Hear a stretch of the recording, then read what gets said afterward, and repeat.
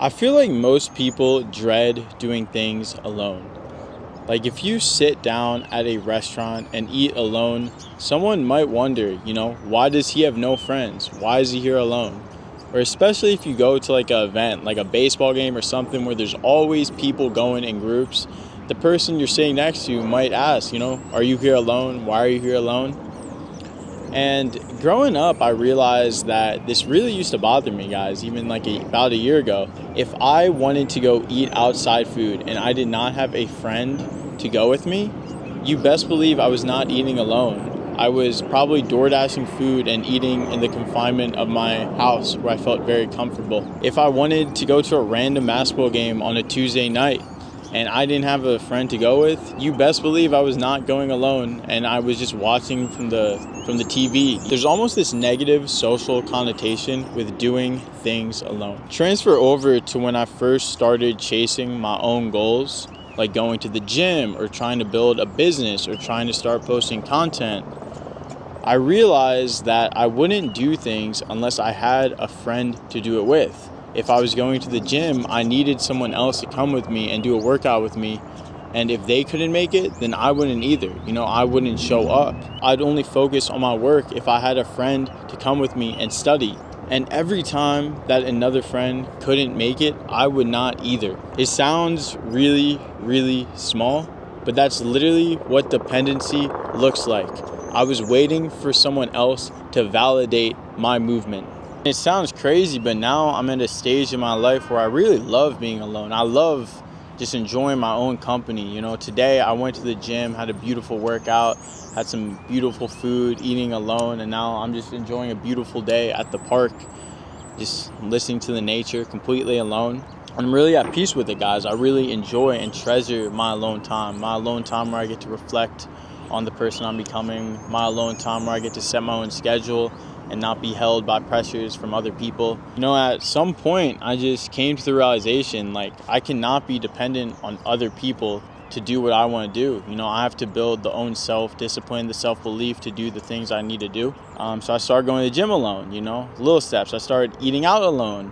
I started working on my business alone. I started creating content alone. I started having ideas completely alone. And I understand that in a lot of cases, a lot of business things, a lot of things, it's nice having other people to do it with. But you have to be okay with doing things alone, or to a certain extent, things just won't move. If you have a business, right, and you are completely focused on the business and you have people that are not as focused as you, and you're almost reliant on these other people, there is no way that you're going to get to the finish line because they're not into it like you are. I actually recently just went on a trip alone. I went to ComplexCon in Vegas completely alone, took the flight alone, went to the event alone. I knew absolutely no one going there. But through that event, I was able to meet, network with a lot of great people in the industry. And I also was able to make some great content. I've already had some Reels, TikToks posted from that event, and they've already hit over 10 million views. And it's crazy because I went completely alone, and if I had let that scare me away from doing that, that would have been a missed opportunity. That opportunity, I made it happen. I didn't let not having someone else to go with stop me, which maybe in the past, the former me wouldn't have done that, wouldn't have went to Vegas alone, wouldn't have got a ticket alone with no friends to go with. The other thing that I've realized is I really enjoy my time alone. And on that trip, I'm not really the biggest partier anymore. I know it's Vegas, but I didn't even drink. At night, I didn't even drink, I was going to bed early so the next day I can wake up and be very well spoken and able to network well with people and make the best content possible. If I had went with someone else that might have had different intentions on the trip, just focus on fun, which is all right, but I'm on a different wavelength right now, then I might have been more pressurized to do those things and it might have backfired. It might have backfired because I wouldn't have gotten as good of content. I really enjoy being alone because you get to set your own schedule. If I want to go film content from these hours and then after I just want to get Subway and call it a night, perfectly fine.